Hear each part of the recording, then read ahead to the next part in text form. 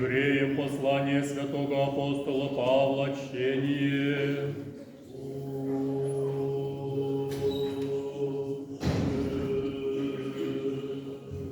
Братья, верую Моисей велик был, отвержися нарицатися сын щели фараоновы, аче же изволи страдати с людьми Божиими, нежели имейте временную греха сладость.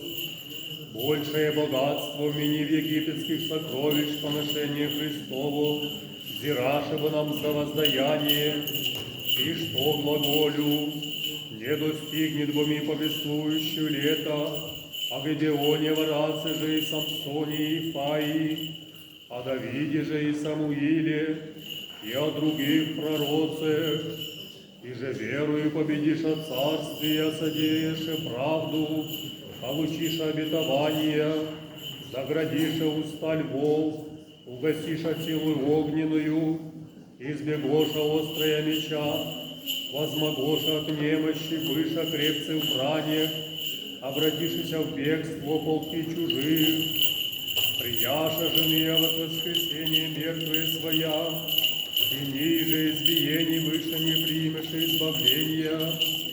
Да лучшее воскресенье улучат, друзи же лганиями, ранами искушение прияша, ище же и уси темниц, каменем побиений выше, претрений выше, искушений выше, убийством меча умроша, пройдоша мило тех и в кожиях, позих кожах лишений, скорбяще озлобленные, их же не достоин весь мир в пустынях скитающийся, и в горах, и в вертепах, и в пропастях земных, и сии все послушества не бывши верою, не приявши обетование Богу лучшее, что от нас предвездревшу, да не без нас совершенство приимут, тем же убои мы, калик имущий облежащ нас облак свидетелей, гордость всякую отложше, и удоб обстоятельный грех терпением,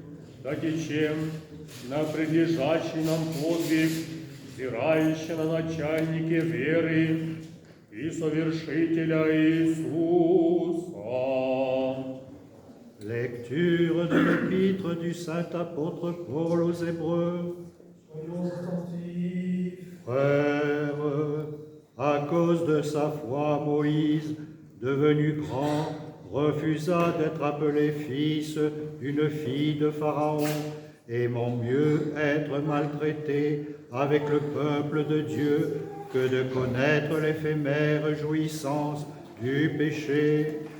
Tel un bien supérieur au trésor de l'Égypte lui parut l'opprobre du Christ, car il avait les yeux fixés sur la récompense.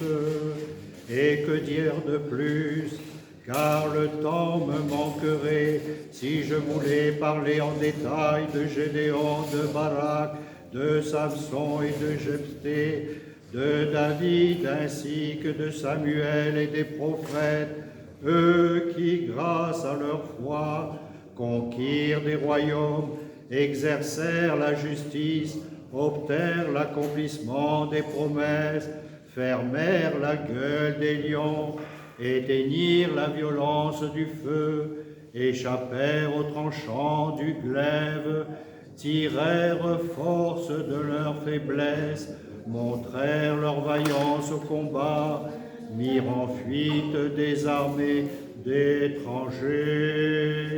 Par la foi, certains ont ressuscité pour des femmes leurs enfants morts, d'autres se sont laissés torturer, refusant leur délivrance, afin d'obtenir une meilleure résurrection.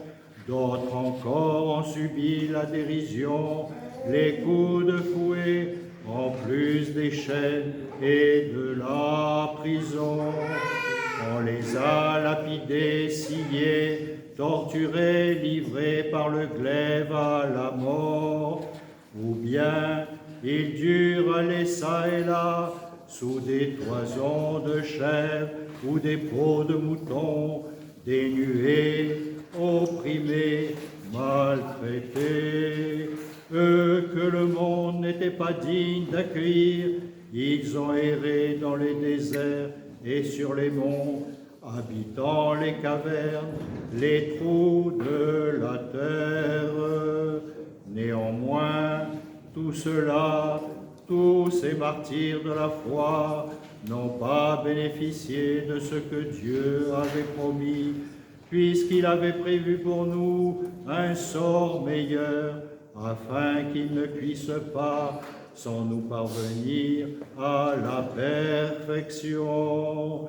Voilà donc pourquoi nous aussi, entourés que nous sommes d'une si grande foule de témoins, débarrassons-nous de tout ce qui nous alourdit, et d'abord du péché qui nous entrave. Alors nous pourrons courir avec endurance l'épreuve qui nous est proposée, les yeux fixés sur Jésus, qui est à l'origine de notre foi et qui l'amène à son ultime perfection.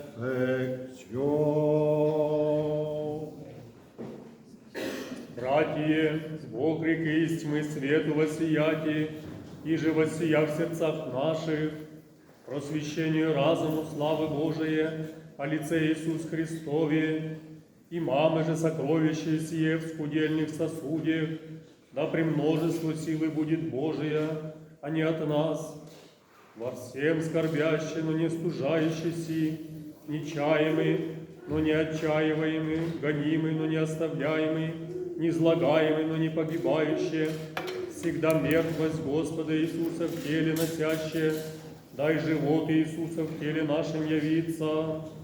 Присно боми живые в смерть предаемся Иисуса ради, дай живот Иисуса явиться, мертвенней плоти нашей, тем же смертью во в нас действует, а живот в вас, имущий же той же дух веры по написанному, веровав тем же возглаголах, и мы веруем тем же и глаголем, ведящий, яко воздвиги Господа Иисуса, и нас со Иисусом воздвигнет и предоставит с вами. Вся во вас ради да благодать умножившаяся, множайшим и благодарении избавествовит, славу Божию. Frères, le Dieu dont la parole a fait jaillir des ténèbres la clarté, lui-même a fait briller sa lumière en nos cœurs pour nous faire connaître sa gloire divine, celle qui apparaît sur la face du Christ. Mais ce trésor, nous le portons en des vases d'argile pour qu'il soit bien clair que cette puissance exceptionnelle vient de Dieu et non pas de nous. À tout moment, nous sommes opprimés, mais non pas écrasés. Nous sommes préoccupés, mais non désemparés. Nous sommes persécutés, mais non pas abandonnés. Nous sommes renversés, mais non pas abattus. Nous subissons dans notre corps, en tout temps et en tout lieu, la mort du Seigneur, afin qu'en notre corps se manifeste aussi la vie de Jésus. Nous sommes vivants, mais à cause de lui constamment exposés à la mort, pour que sa vie soit, elle aussi, manifestée dans notre existence de mortels. Ainsi, la mort agit en nous, pour qu'en vous agisse la vie. L'Écriture dit, « J'ai cru, c'est pourquoi j'ai parlé. » Et nous, les apôtres, animés de cette même foi, nous croyons nous aussi, et c'est pourquoi nous parlons, sachant que celui qui a ressuscité le Seigneur Jésus nous ressuscitera, nous aussi, avec Jésus, et nous placera près de lui avec vous. Car cela se fait à cause de vous, afin que, si la grâce atteint un plus grand nombre, se multiplient également les actions de grâce à la gloire de Dieu. Мир вам, читающим, Пеянки Аминь. И Духове Твоему. Аллилуйя, аллилуйя, аллилуйя.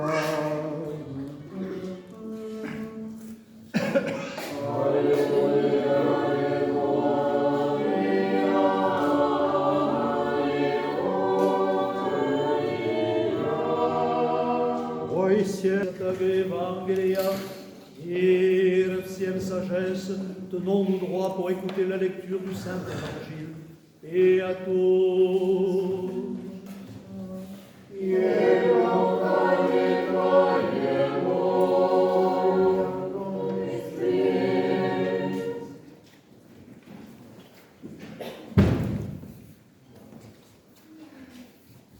От Иоанна Святаго Евангелия, чтение и lecture de l'Évangile selon Saint Jean.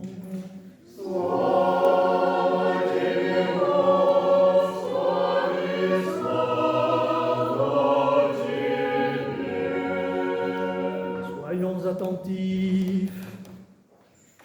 En ce temps-là, Jésus avait résolu de partir pour la Galilée. Il rencontra Philippe et lui dit « Suis-moi ». Philippe était de Bethsaïde, la ville d'André et de Pierre. Philippe rencontra Nathanaël et lui dit « Celui dont il est question dans la loi de Moïse et les prophètes, nous l'avons trouvé. C'est Jésus, le fils de Joseph de Nazareth. » Nathanaël lui répondit « De Nazareth peut-il sortir quelque chose de bon ?» Philippe lui dit « Viens et vois. » Jésus vit s'approcher Nathanaël et lui dit « Voici un authentique Israélite, un homme sans artifice. » Nathanaël lui demanda « D'où me connais-tu » Jésus lui répondit « Avant que Philippe t'appelât, quand tu étais sous le figuier, je t'ai vu. » Nathanaël lui dit « Rabbi, tu es le Fils de Dieu, tu es le roi d'Israël. » Jésus lui répliqua « Parce que je t'ai dit, je t'ai vu sous le figuier, tu crois. Tu verras mieux encore. » Et lui dit « En vérité, je vous le dis, vous verrez le ciel ouvert et les anges de Dieu monter et descendre au-dessus du Fils de l'homme. »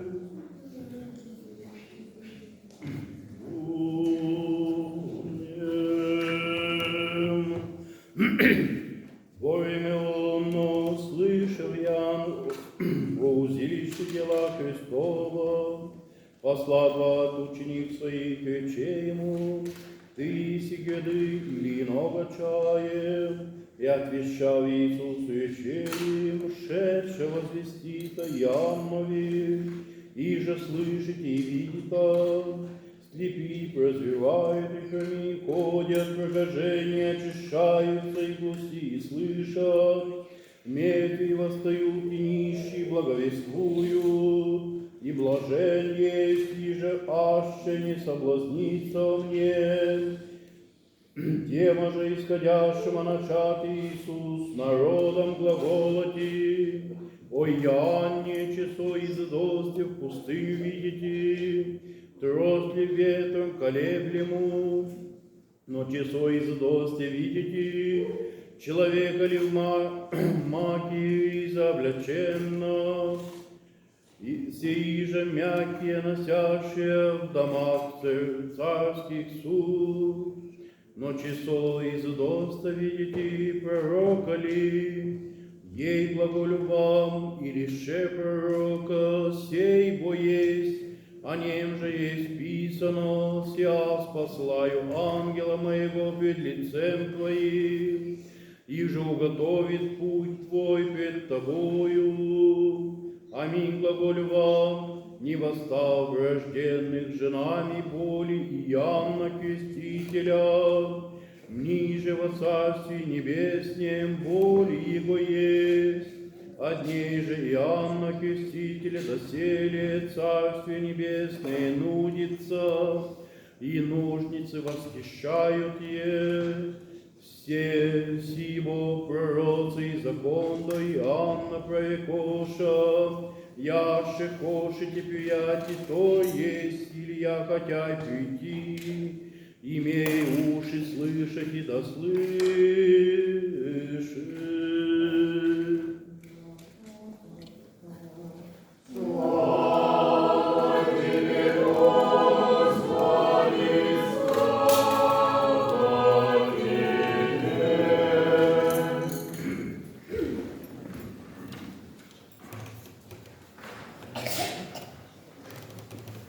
Au imię Ojca i Syna i Świętego Ducha. Amen. Au nom du Père, du Fils et du Saint-Esprit. Donc je le répète, puisque несколько лица не знакомы пока, но добро пожаловать, очень рады. Но вы знаете, мы продолжаем обычно на французском языке, потому что это христианская традиция. Наши архиепископы как говорят, что надо служить в языке страны, где мы живем. Да, если вы хотите жить во Франции, надо учить французский язык. Alors, je le dis en français pour les francophones qui ne parlent pas le russe, потому что есть такие французы, которые совсем вообще не говорят по-русски, никакого слова. Pour les Français qui ne parlent pas le russe, je viens de préciser, comme on le fait d'habitude à tous les russophones, qui nous comprennent que l'on doit parler pour n'exclure personne dans la langue du pays où nous nous trouvons, et c'est aussi la tradition chrétienne. Alors, aujourd'hui, nous célébrons, il y a deux fêtes concomitantes, et nous célébrons Saint Jean le Baptiste. Nous célébrons Saint Jean le Baptiste, grande fête, grand prophète, et nous célébrons Торжество православия, le triomphe de l'orthodoxie. Ces deux fêtes sont concomitantes cette année. Des dates, des fêtes mobiles. Vous savez que Pâques, c'est les fêtes mobiles. Et donc, selon les années, c'est pas la même date, vous le savez. Et que nous dit, je passe rapidement, pardonnez-moi, parce que nous avons tellement de choses à échanger aujourd'hui, que je ne veux pas passer à côté des lectures des épîtres et des évangiles qui ont été faites, mais je voudrais attirer simplement votre attention sur les points essentiels. L'apôtre Paul nous parle de toutes les souffrances qu'ont endurées nos prédécesseurs, les saints-pères qui nous ont précédés, les prophètes, les grands saints qui nous ont précédés, et qui ont subi pour beaucoup le martyre, et qui ont fait des grands exploits. Ils étaient tout le temps concentrés sur l'objectif. On les a martyrisés, on les a persécutés, mais toujours, ils n'ont jamais perdu la foi, ils étaient concentrés sur l'objectif, c'est-à-dire l'obtention des biens promis, l'obtention de la promesse, la réalisation de la promesse, l'obtention des biens à venir, comme on dit. Et tout cela, ils l'ont fait, mais sans jamais, malgré leur exploit, leur qualité et leur réussite, ils n'ont jamais encore obtenu ce qu'ils cherchaient. Et l'apôtre nous rappelle, c'est parce que Dieu avait pour eux un autre plan, parce que ce qu'ils cherchaient, ils ne pouvaient pas y parvenir sans nous. L'apôtre nous rappelle, nous parle de nous. Il parlait à ses disciples à l'époque où il écrivait, mais ça nous concerne aussi, nous sommes dans le même état. Et ainsi, il nous dit aussi que eux, les apôtres qui enseignaient avec saint Paul, ils ont enduré beaucoup de choses, à l'instar des prophètes et des grands martyrs, mais tout ce qu'ils endurent, c'est à cause de vous, dit-il, c'est à cause de nous. Tout se ramène à nous, c'est-à-dire que le Seigneur a un plan, l'homme est un projet de Dieu, et l'homme a un plan, il ne se finit pas avec des grands ascètes de Dieu, des athlètes de Dieu, fussent-ils aussi importants que Jean le Baptiste. C'est ce que nous rappelle l'évangile que nous avons lu à propos de Jean le Baptiste, et qui nous dit qu'il n'est pas il n'est pas d'homme. Il n'est pas d'homme né qu'une femme plus grand que Jean le Baptiste. C'est-à-dire qu'on ne peut pas imaginer dans l'histoire du monde, on ne peut pas imaginer dans l'histoire du monde un homme plus parfait que Jean le Baptiste. Et il nous dit cette comparaison, c'est ça qui est intéressant, qu'il faut méditer, c'est-à-dire qu'en même temps, tout de suite après, il nous dit cet homme qui est le plus parfait de la terre et sans doute de l'histoire, dans l'histoire des hommes qui n'est pas fini, il n'y aura pas plus parfait. Eh bien, cet homme-là, dans le royaume des cieux, c'est le plus petit. C'est le plus petit. Ça nous permet de réaliser, ça nous permet de réaliser l'échelle, ça nous permet de réaliser la puissance de Dieu, et ça nous permet de réaliser l'importance colossale de ce à quoi nous sommes appelés. Et c'était pour le deuxième évangile qui a été lu en Savon par Père Nicolas, qui nous parlait de Jean le Baptiste. C'est le premier évangile nous parlait du triomphe de l'orthodoxie, nous parlait de cette fête. Il est rattaché à cette fête que nous célébrons aujourd'hui. Et que nous dit-il à la fin? Il dit, après avoir rencontré Nathanaël qui le croit simplement parce que sur une parole, il lui dit, oui, je vous l'assure, vous verrez les cieux ouverts et les anges de Dieu monter et descendre entre ciel et terre par l'intermédiaire du Fils de l'homme. Vous verrez les cieux ouverts, les anges monter et descendre par l'intermédiaire du Fils de l'homme. C'est le triomphe, c'est la glorification du Christ. C'est le triomphe et la glorification de l'homme dont il s'agit. Alors, nous allons y en venir rapidement, mais avant tout, je voudrais saluer la présence parmi nous aujourd'hui, une présence aujourd'hui qui nous est très très chère, et parce qu'elle nous est toujours chère et en même temps c'est un prémisse à la prochaine rencontre, dimanche prochain, la présence de nos frères toulonnais. Il y en a plusieurs ici parmi nous, et en particulier d'un d'eux qui est leur starosta, le starosta de la paroisse de la Résurrection de Toulon, Jura Zapolski, qui est derrière l'iconostase. Voilà. Et je voulais saluer la présence de Jura, et je voulais saluer aussi Alexandre, qui n'a pas pu venir aujourd'hui, qui est un membre de la paroisse de Toulon. Et pourquoi leur présence nous est si chère aujourd'hui? Non seulement parce que, on va l'expliquer, c'est dans la tradition du triomphe de l'orthodoxie, de la célébration du triomphe de l'orthodoxie, mais aussi particulièrement, parce que je dois vous faire une annonce. Dimanche prochain, le métropolite Jean de Doubna, c'est-à-dire la rue d'Arru, va venir à Toulon. Dimanche prochain, le 16 mars, il va venir à Toulon pour ordonner notre frère hypodiacre Jura Zapolski dans le diaconat. Jura Zapolski va devenir diacre, il va être ordonné diacre. Et dans le même temps, Alexandre va être désigné lecteur officiellement pour la paroisse de Toulon.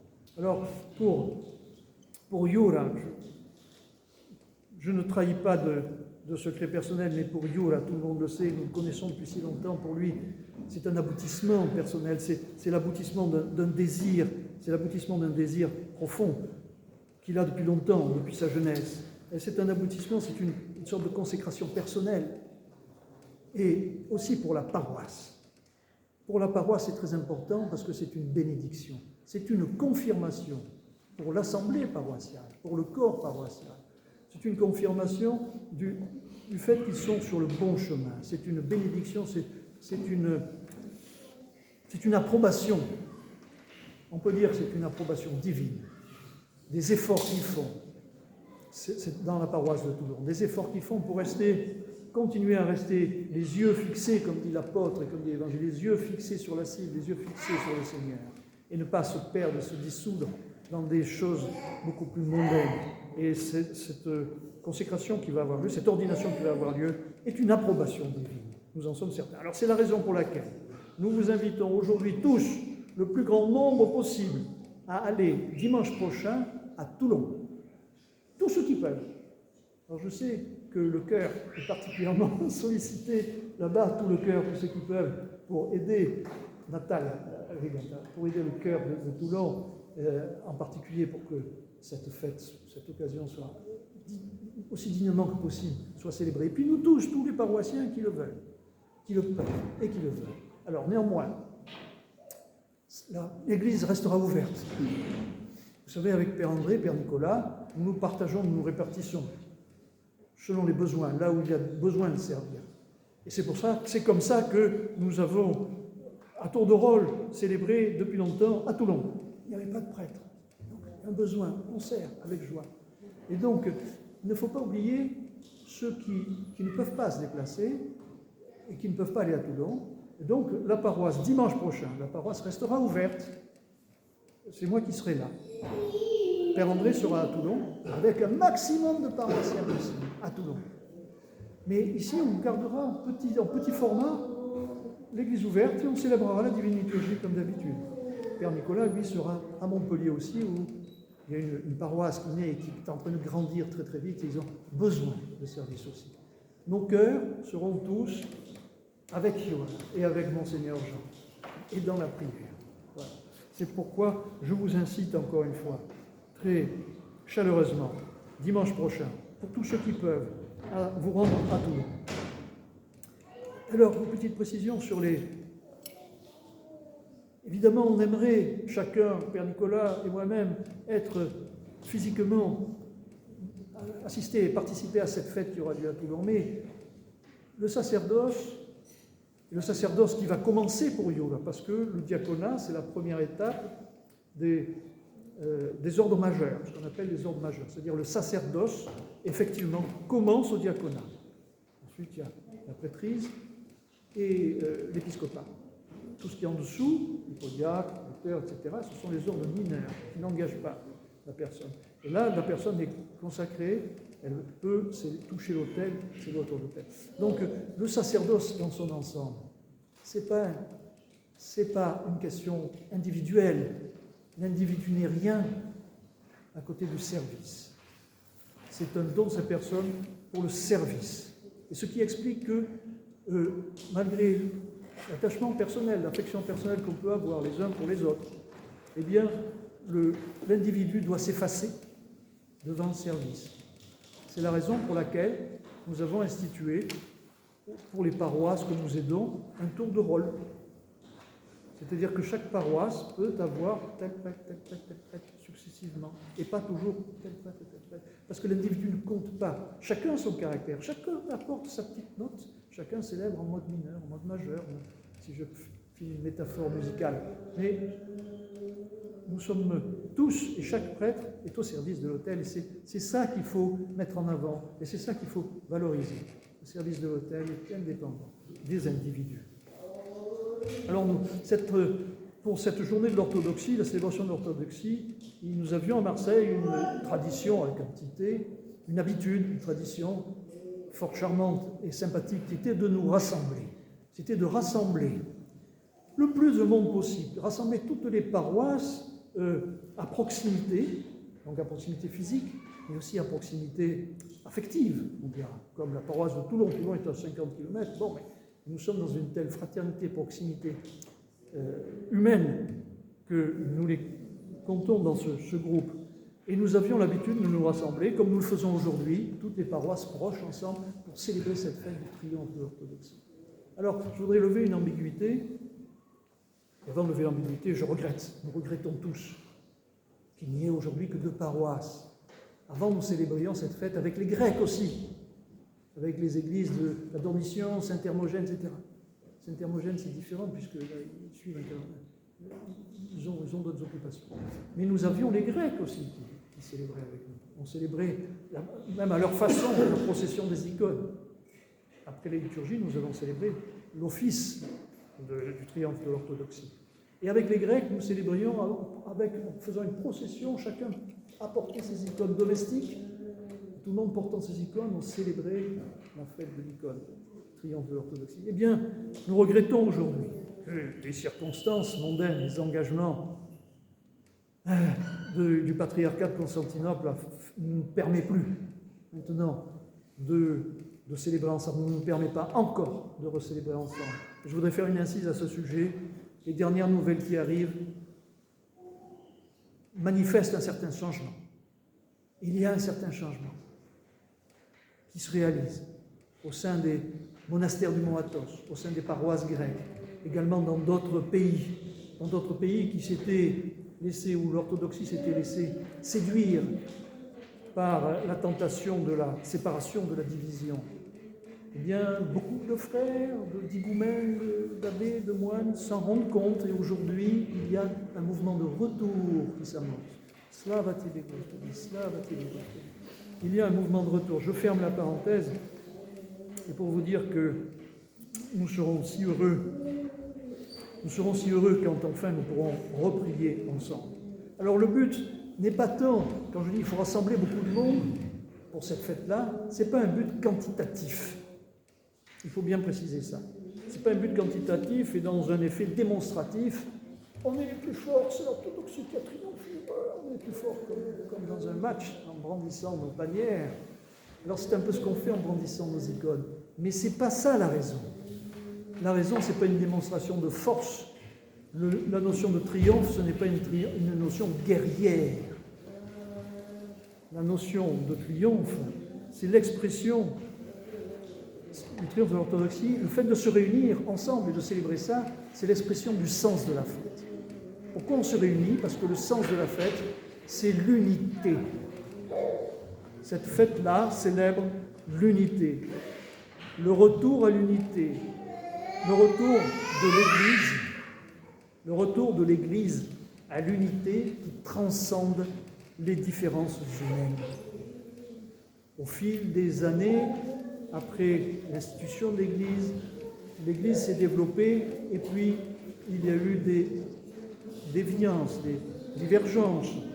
Et ces divergences se sont un petit peu enquistées au fil du temps. Eh bien, à l'occasion des conciles, et notamment de ce dernier concile dont nous faisons la mémoire aujourd'hui, le concile de Nicée II en 787, ce que nous célébrons, c'est enfin le retour à l'unité de toutes ces branches divergentes. C'est le retour à l'unité. Et c'est la fête de l'unité retrouvée, l'unité de l'Église qui transcende les différences humaines, mais qui ne les gomme pas. C'est important.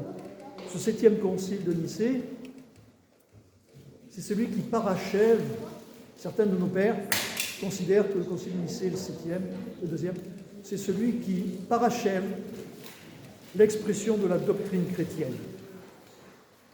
Au fil des conciles, les conciles sont réunis pour exprimer, expliciter la doctrine chrétienne, qui était parfaitement comprise et vécue du vivant des apôtres dès le 1er siècle, mais non explicitée et développée en langage. Et les conciles servent à ça et ont plus cette fonction que d'expliciter la doctrine chrétienne. Eh bien, quel est le point d'orgue de ce 7e et dernier concile? C'est la notion d'incarnation. C'est la notion d'incarnation. Nous sommes habitués, et ça il faut le dire et le répéter, parce que d'autant qu'on est un peu trop habitué, avec nos habitudes mondaines, à moins réfléchir qu'on le devrait, et on est habitué à dire c'est la fête de l'icône. Oui, bien sûr, mais secondairement, l'icône n'est pas causale. Ce qui légitime l'icône, c'est l'incarnation. Cette fête-là, son vrai sujet, c'est l'incarnation. Et secondairement, par lien de causalité, l'icône. Mais l'icône n'est pas première dans le sens. L'icône est le résultat. Alors, les conciles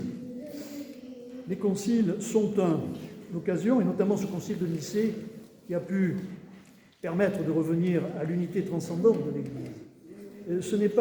Il a corrigé les erreurs. Il a corrigé les erreurs qui ont été faites à droite, à gauche, etc. C'était l'occasion d'analyser, de corriger les erreurs. Mais ce n'est pas un processus, comme on dit, procustéen. Vous savez, procuste, celui qui coupait ce qui dépassait ou qui étirait ce qui était trop court. De façon à ce que tout soit exactement pareil. Ce n'est pas un processus procustéen qui rejette ou qui allonge. C'est un processus d'intégration. C'est un processus qui remet en perspective les différents points de vue, qui remet en perspective les différents points de vue. Alors c'est quelque chose, au bout d'un concile, on arrive à énoncer des notions de théologie. Mais ce ne sont pas... chacun peut avoir des interprétations différentes, qu'on appelle non pas théologie, mais théologoumena. Il y a un terme spécial, c'est théologoumena. Théologoumena, ce n'est pas théologie. La théologie, c'est l'expression de ce qui réunit tout le monde. Et chacun peut avoir aussi son opinion différente. Théologoumena. Alors, comment est-ce que une opinion particulière, théologoumena, devient une hérésie, devient une erreur qu'il faut corriger, qu'il faut expliquer? C'est seulement à partir du moment où une opinion particulière, une simple opinion, cherche à se faire passer pour la règle. Quelqu'un qui dit « Oui, vous avez différentes opinions, mais c'est moi qui ai raison. Voilà, c'est moi qui énonce la règle. » Et cette erreur, elle vient sans doute d'une erreur précédente, du contrepoint à cette erreur. Le contrepoint à cette erreur qui est le fondamentalisme. C'est quand l'Église oublie, c'est-à-dire quand la règle commune qui est portée par l'Église, la règle commune se rétrécit et elle passe d'un cadre commun, elle passe à une contrainte. Au lieu de devenir un cadre commun, au lieu de rester un cadre commun et accueillant, elle devient petit à petit, elle se rétrécit, elle devient une contrainte. Quand elle perd le sens et qu'elle ne sait plus expliquer. C'est là le fondamentalisme qui donne naissance à des réactions qui aboutissent à des erreurs. Comme quoi, la vérité et l'accord, la vérité pour l'Église chrétienne ne se trouve que dans le rassemblement, que dans l'unité, que dans le partage et l'accord, sa glace et l'unité. Voilà ce qui est célébré aujourd'hui. Et comment est-ce que l'erreur apparaît?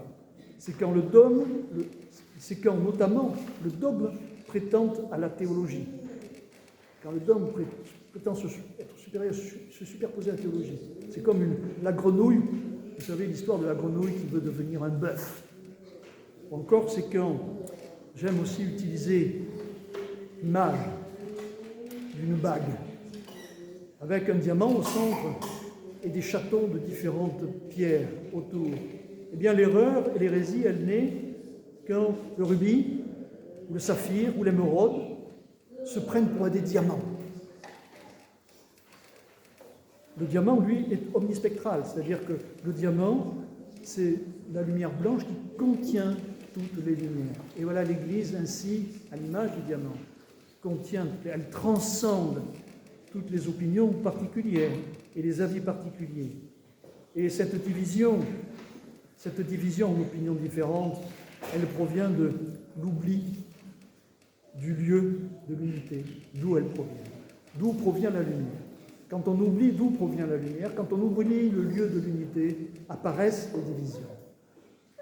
Aujourd'hui, l'Église réaffirme, aujourd'hui, nous faisons mémoire de ce 7e concile, lors de ce 7e concile, l'Église réaffirme ce lieu de l'unité, et qui n'est pas le lieu de l'uniformité. C'est l'unité qui est très différente de l'uniformité. Alors, si chaque homme est légitime dans son unicité, chaque homme est différent, chacun peut avoir des opinions différentes, il n'empêche que l'Église énonce une théologie qui rassemble tout le monde. Mais chacun est légitime dans son unicité. Nous sommes tous différents, nous sommes tous non clonables. Et pourtant, nous vivons chacun, et chaque homme peut vivre exactement la même incarnation. Chaque homme différent peut exactement vivre la même incarnation. Plus ou moins consciemment, selon son niveau de déconditionnement, on peut dire, pour résumer. Plus ou moins consciemment, mais chaque individu peut vivre la même incarnation. Chaque homme est une icône, chaque homme, chaque individu est une icône vivante de la divinité. Chaque homme est une icône vivante de la divinité. Il est bon de le rappeler aujourd'hui, nous célébrons la fête des icônes entre nous. Alors que cette fête triomphale de l'incarnation, nous aide à changer notre regard sur notre frère, cette icône vivante de la divinité, et à lui ouvrir la porte de son cœur, de notre cœur. Amen.